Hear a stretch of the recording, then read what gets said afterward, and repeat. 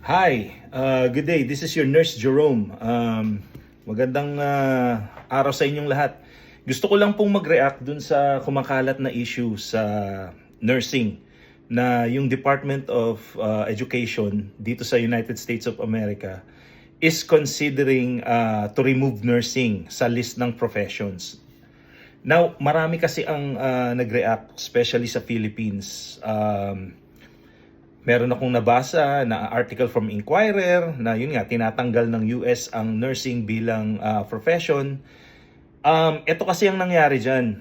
Maraming mga estudyante dito sa US ang nag-a-avail ng mga loans. And alam naman natin na ang current administration has a plan to remove unnecessary spending.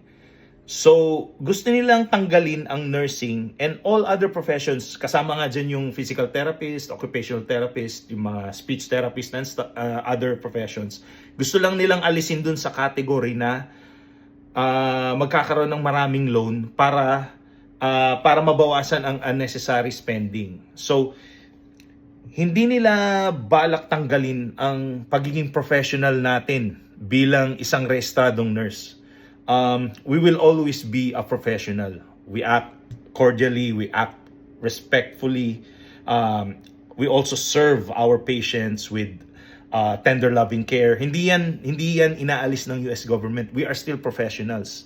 In fact, ako nga is a professional nurse in the Philippines, sa United Arab Emirates at United States of America.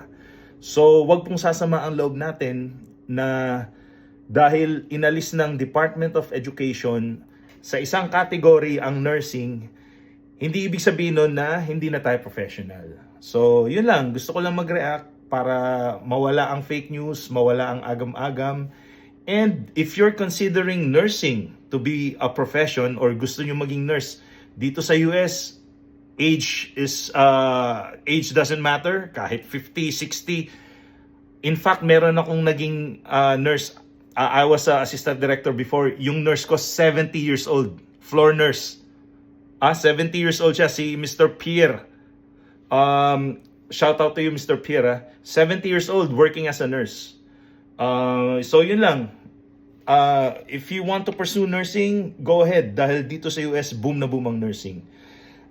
Yun lang po. And hopefully, I can react to other issues about nursing here in the US or otherwise anywhere in the world. Salamat po. This is your Nurse Jerome.